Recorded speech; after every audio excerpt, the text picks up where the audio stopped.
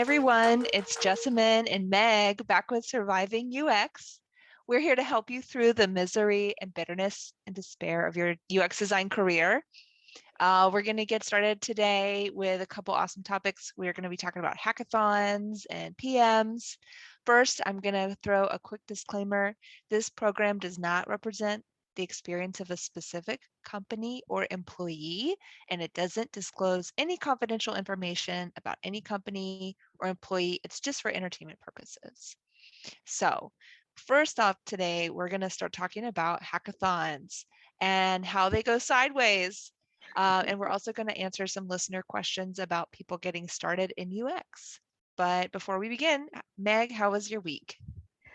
Well, Jessamine, to be quite honest, this wasn't a week full of wins for me professionally. It was a week full of just feeling like one punch after another, but you got to keep going in these situations. Oh my God. So I think that like my main reflection on this week, or at least I think it's been 2 weeks since we recorded last, and my main reflection is just so much of the focus of UX work is like in like when we talk about it abstractly, it's like how to make mock-ups and how to design things and how to make things look beautiful and how to translate research. And I honestly feel like the majority of my time this week, maybe like 60 to 70% of my time this week was just spent like trying to extract information from people from who I needed that information from. And I don't know if we talk about that enough. I don't know if we talk about how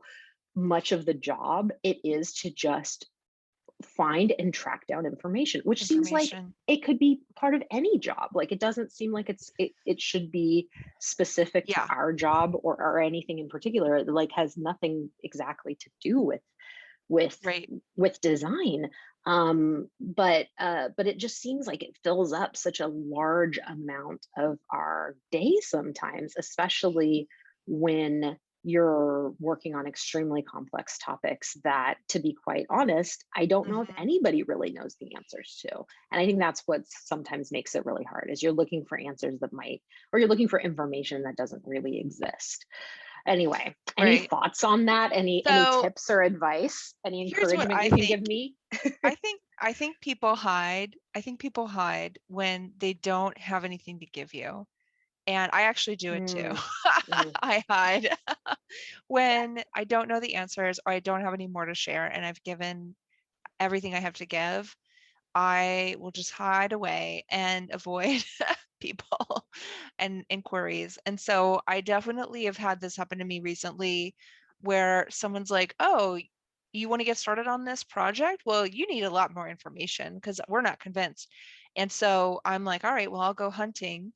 And I'm emailing, I'm calling, I'm trying to like call in favors from friends in different departments. And I'm, just totally coming up empty-handed. And I'm just like, wow, squeezing PMs is like something that I've learned, I've gotten more comfortable doing. I used to be really afraid, like to reach out to PM or try to squeeze a PM.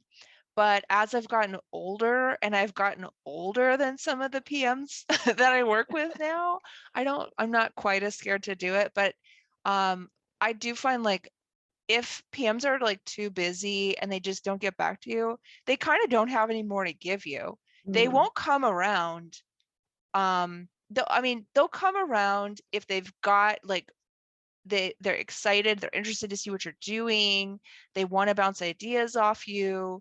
But there's so many PMs that aren't like that, and they just sort of drop requirements at you and then like disappear and they bounce and they go do other things. And I feel like when you're working with someone like that, that's like a big signal that like they have no idea how to work with UX because they don't realize how much they'll get out of it if they spend the time with you talking things through, fleshing out ideas. They don't realize like they have a person who can literally create visions and ideas of like what they have in their head, that the designer can like put them out on paper over and over and over again really fast. And then they'll have this like luxury of a ton of ideas to look at and shop around and take on a little roadshow. And when they don't do that, I'm like, man, you're really missing out. You're missing out on all the goodies of having a designer on your team, because there's nothing that makes a designer happier than being like, hey, let's start sketching. Let's start putting together ideas. Let's throw some ideas on the wall. Like, I feel like when I hear those words, I light up. I'm like, Yeah. yeah, let's whiteboard. Let's do it. Let's start dreaming. Let's dream big. And And I feel like that doesn't happen enough. it makes me think, like, getting to that, like having that at a relationship, and having those interactions in projects, especially early on, makes a whole lot of difference, because what ends up happening a lot in if I look back on it, is that I then go and I put something together with my limited amount of knowledge that Mm-hmm. I can't get all the information I need. And then we sit in a more formal design review, and all of a sudden now there's opinions because they can see something. And it's like, well, Right. if we just brainstormed a bunch of this stuff ahead of time, we would be much more on the same page, as opposed to us sitting in a more formal design Right. session, and all of these things are just suddenly, it's not suddenly coming to mind, it's that they are suddenly able to articulate them. I think that's like a key difference. Mm-hmm. Right. So yeah, but that's good Yeah. advice, Jessamine. I think I definitely could engage a little and put a little bit more pressure to be like, hey Yeah. man, this is a lot of ambiguity here. This is a Yeah. pretty ambiguous space. We, we can't just be like, here are some requirements that are half baked, and hope that, in 3 or 4 days we've got a solution. Yeah, So for sure. Just think of them as like a little orange, and you're just gonna keep on yes, squeezing and wringing them out. So let's talk about hackathons. So Meg, sure. have you ever participated in a hackathon? Have, and I think back on all the hackathons that I have participated in, or in one way or another. Um, and I think there's some common things among them, although they really can be structured different from each other. And so I don't think there's any kind of one model or one recipe for a hackathon. But I Mm-hmm. think some of the common threads are that you're being asked, or invited, or you're proactively seeking to do something different from your day job, in one capacity or another, whether it's think on a problem that's different from your day job, work with people that are not, the people you typically work with, um, Mm-hmm. and that could be from a school perspective, like a school, like if your day job is going to school right now, or if your day job is like you and me, doing like your regular, work with a PM, or work with an engineering team to get stuff out the door. And so this is like a kind of a break. And I think companies do this, or institutions do this, or offer this for a variety of reasons. And I think motivation is a really interesting thing we could dig into. But I think there's some, really laudable reasons why you might host a hackathon, and some interesting ones as well. So those are some, like, the those are some of the reflections, of all the Yeah. hackathons that I have been part of. And I have actually been both, on the side of participating and judging. Whoa. But I have not done any like facilitation. I've never been like, hey, I want to start up a hackathon. Not that I think that's a bad idea. I just think it's a ton of work, and I don't think I've ever felt super motivated to Yeah. do it. Yeah. Well, How about you're you? kind of selling me on hackathons, and this whole the whole I premise don't know, of this man. conversation was how much I hate them. But I now you make them sound so good. I'm like, maybe I should host one. I So for those listeners who are not familiar with the concept of a hackathon or haven't had the pleasure of participating in one, um, what okay, a hackathon is like usually it's a timed thing Hmm. where it's usually a couple of days. Sometimes there's an expectation that you work around the clock. Sometimes you just sort of do it over a weekend and you'd like kind of do a 9 to 5. Or sometimes it's a one day, but usually it's diverse enough where you're getting people coming in from different backgrounds, like designers, PMs, engineers, civilians, outside of tech coming in, maybe like subject matter experts, and you have some sort of a problem that you try to attack. And then at the end of your time, as a group, you present out your work, and then sometimes you get a prize if you've done it Mhm. well. So sometimes the deliverable is like an application, a working application. Sometimes it's just a presentation or a concept. I like those better, of course. But yeah, I mean, so I have done a lot of hackathons, not recently. I did them a lot more when I was a student and then starting out in UX. But as the years have gone by and I've got more going on in my life, I'm not surrendering my time as freely Mhm. anymore to this kind of thing. Yeah. But I wanted to share a couple of hackathon memories just because I was thinking back about, this whole idea of, I think one of the things that sort of gets under my skin about hackathons is how like self-congratulatory they are. Like Mhm. that there's this idea that you should just by virtue of participating in one, that you're some sort of a hero and your ideas are just magical, and that you've actually had any impact at all whatsoever on the earth because you've done some sort of hackathon concept. And I think I'm very anti this idea that like you can really do much of anything in 2 days and you can call it a project. And I think what I'm reacting to a little bit is I do see a lot of like hackathon projects in people's portfolios. Oh. And I Mhm. know that's because people are, just getting started. And so they join hackathons to try to get project work. So I guess I respect that. But I do think that like it's an exercise, and I wish there's more like focus on that idea of like this is an exercise and we're here to like build some muscles versus like I'm gonna come up with this like earth-shattering idea and then somehow there's an expectation that I'm gonna carry this idea out into the world after the hackathon's over. Please don't even. I hate when hackathons tell you like, yeah, you can keep working on your idea after the hackathon's over. It's like no one wants to work on this idea anymore. They don't want to see these people ever Yeah. again. Because the So I have, yeah, premise is that you're not doing your day job unless there's some sort of infrastructure that helps you continue on after that moment in time is over those couple of days or right. whatever. Then there is no reason. I mean, I don't fault anybody who wins or doesn't win, but the folks that win, if they just take the money and run, like, Right. I don't yeah, I don't think that there's anybody who would willingly just dive into it unless they were like a super entrepreneur that kind of can Yeah. Had a fund bunch of themselves or resources. Right. something. Yeah. Right. Yeah. Not going to have it. So I have a couple stories to share. So one is a memory of a hackathon I did when I was living in Boston. And I had a developer that I worked with invite me to go. And so I was like, okay, I went.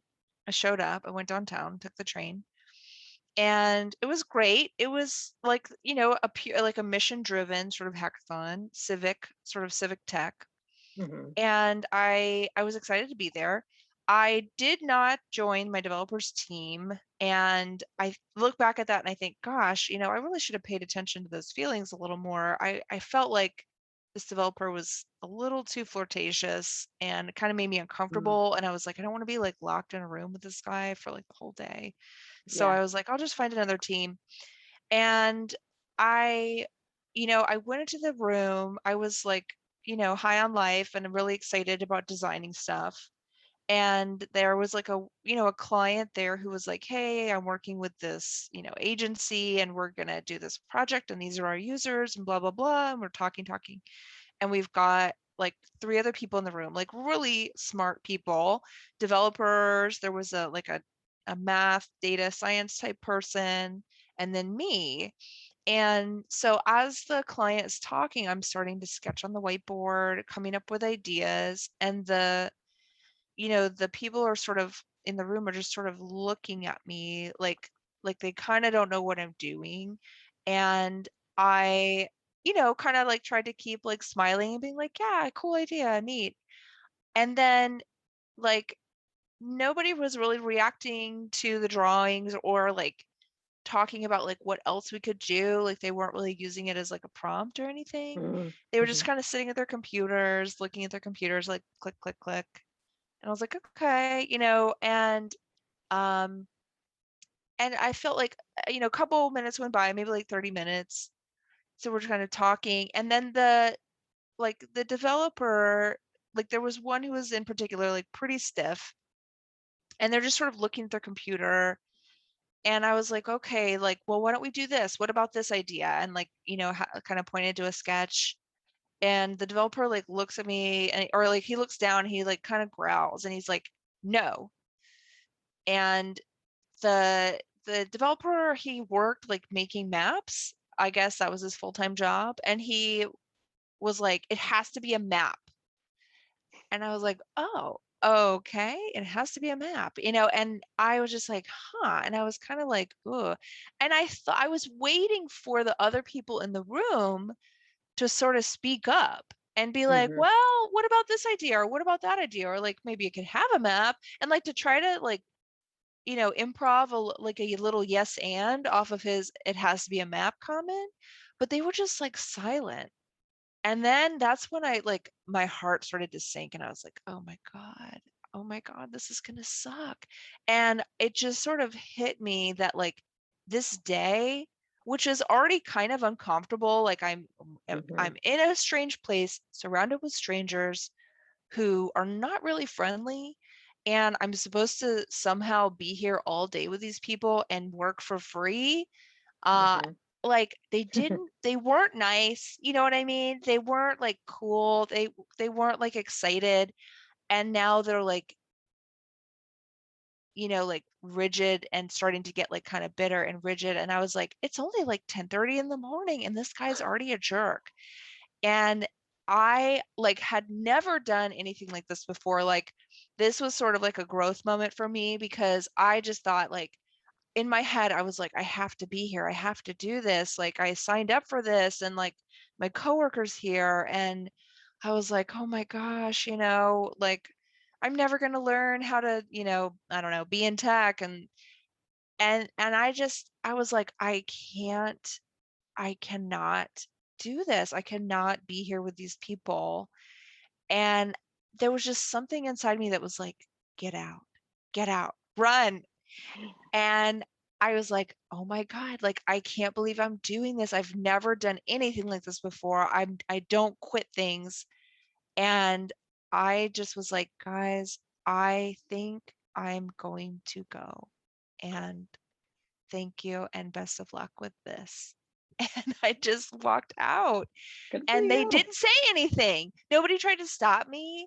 And I thought, you know what? Like the fact that like they didn't try to stop me, they didn't defend me, they didn't try to include me. I was like, man, I really don't belong here. And I was like, I left and I got out of there and I was like, I'm free. I did it. Like I felt like I had escaped. It was just such a good feeling to be out of there and also a bad feeling too at the same time. It was kind Yeah. of a mixed up feeling. Well, I think like in that situation, you're dealing with so many variables that you can't control, or that you didn't have control over. You had no control over the people because it was it was a complete random group of people. You didn't have control over the prompt. You didn't have control over, where it was even where it was going to be or how it was going to impact your time. Essentially the only thing you could do is either like at the beginning agree to do it or not agree to do it, and then once you got there you were like, oh, this is not a good return on my investment of time. Like this is a bad idea. I think there's other hackathon situations, like ones if you're doing them like at work or you could pick your team. Yeah. But what one thing that your story brings up is like one thing I feel like I noticed, at least in more recent ones that and this may just be with, the surroundings I've been in, but like this kind of like forcing function that you have to be either interdisciplinary or like multi-geo or something, like jumping to force you out of picking the people that you want to be with and you want to work well Mm, with. And mhm, it's like, what's the point of that? Like, mm, if your situation brings up that like this wasn't a group of people that was a good use of your time on a Saturday, or whenever you were doing it, yeah, like, it wasn't a good group of time. So like when I'm in a situation where I'm offered to participate in something like this, like that's one of the big things is like, can I control who I want to work yeah. with? And Is it gonna the be fun? last, yeah, the last one that happened that I had the opportunity to be a part of, they did have that rule of like, I can't remember if it was like different geos or different, I think it was multiple things that you had Ugh. to like slice into. And I was just like, you know what? No, like I'm not doing that. Um, so I Like, did not how can we participate. make this painful for everyone? Yeah. Yeah.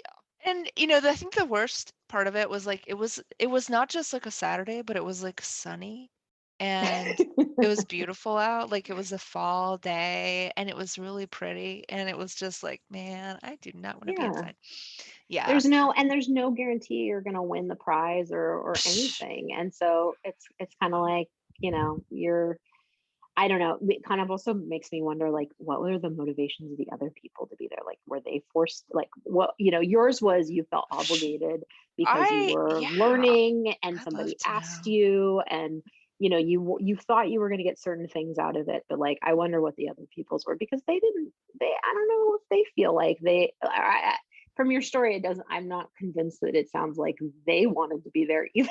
Yeah, I'd love to Yeah. know. I'd love to know what happened after I left that room, but um, I'll never know. I'll never know. I'm sure they felt relieved because the vibes weren't there. But yeah, Yeah. I mean, yeah, like it's a hard thing to it's a hard pill to swallow. Like these people don't like me. They don't want me here. They don't want to work with me. Like it's hard to feel those feelings, and it's really hard when you feel those at work.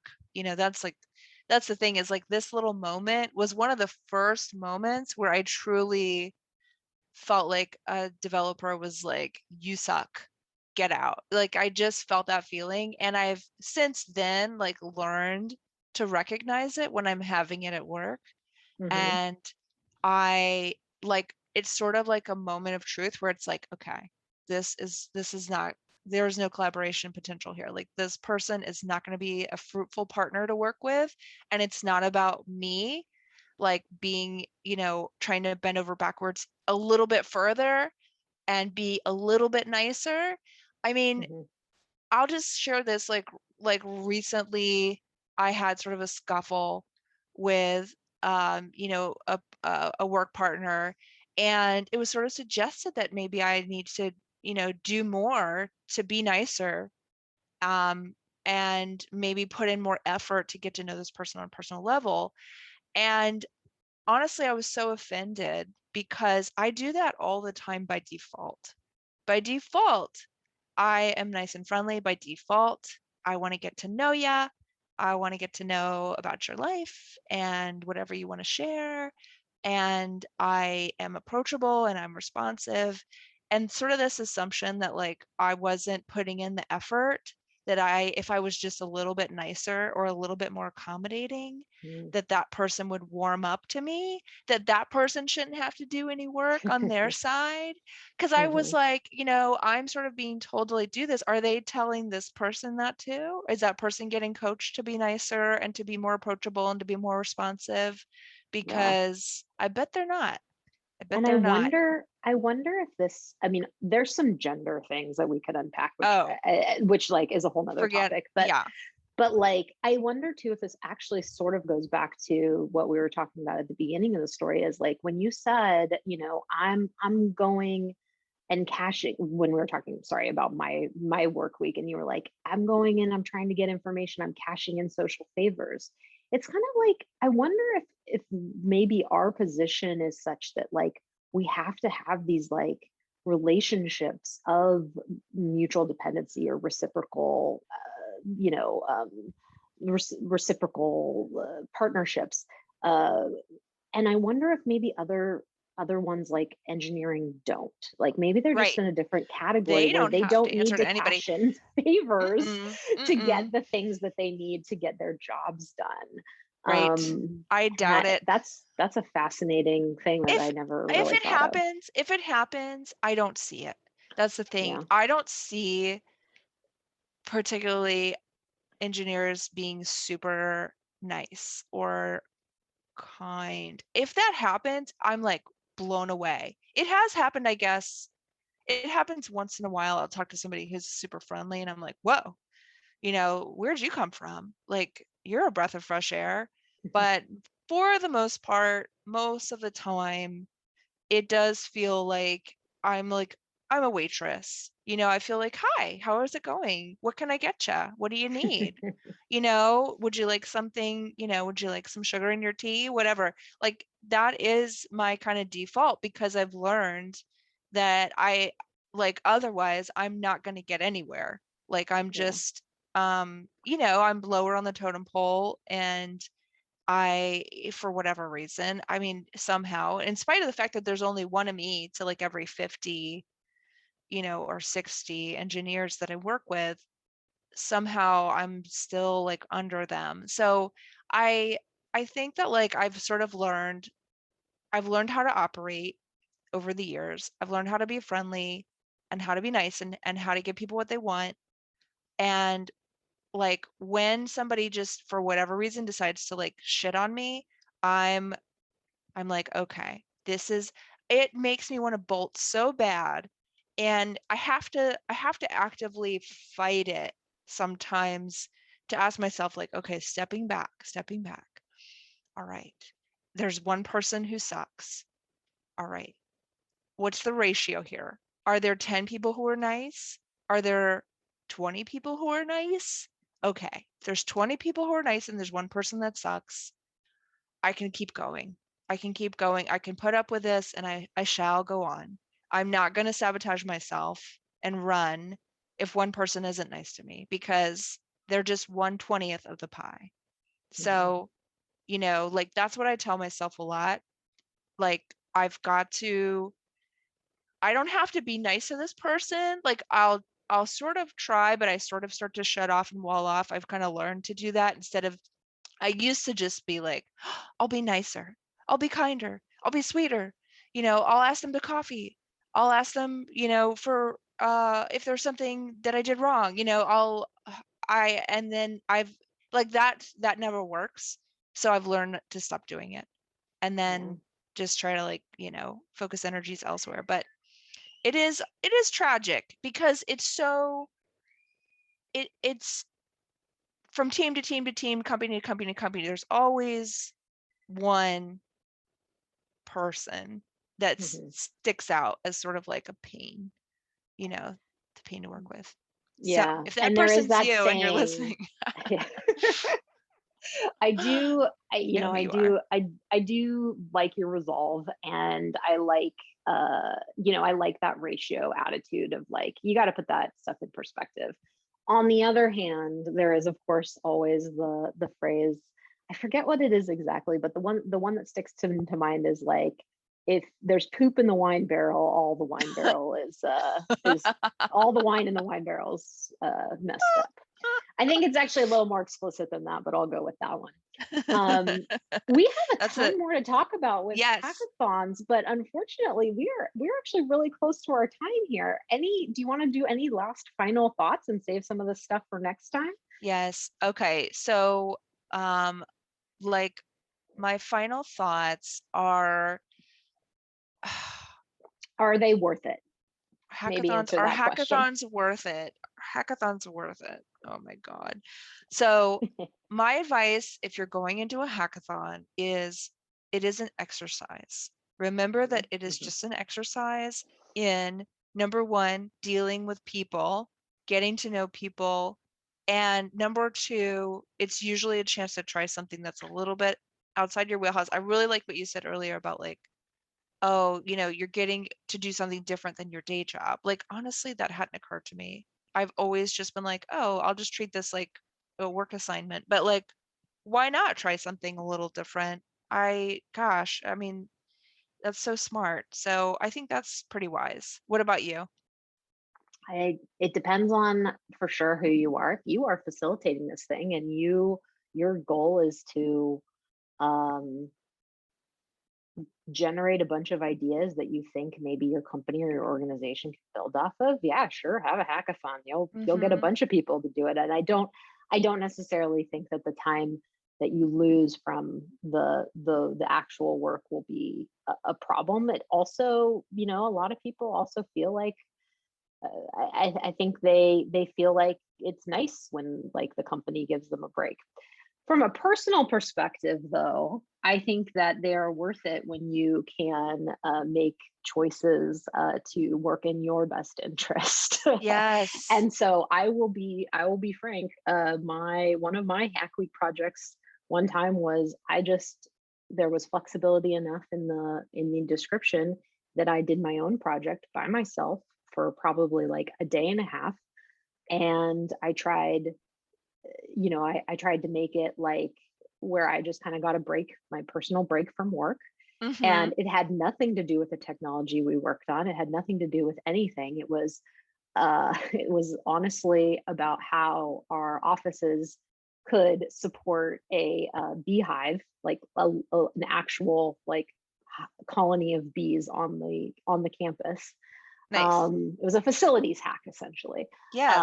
And so and I think what I got out of it was a break and something, and spending time doing something that I wanted to do, and I wanted people to know that I was interested in. So anyway, my point is, I think they can have some worth, but be careful about your choices. Always be careful about what you're investing time in if it's not, a Yeah. requirement of you. And Jessamine, your story proves it's absolutely okay to say no. It's okay to say no Yes. before you get into the situation. And it's also okay to say no if you realize halfway through that's not really a great use of your time. Mm-hmm. So I Never be think afraid to bail.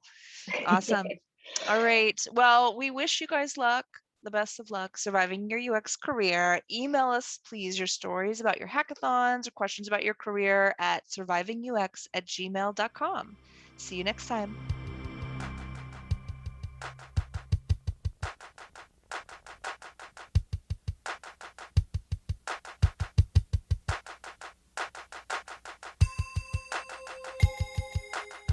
questions for today's podcast were collected and evaluated by my co-host, Jessamine Miller.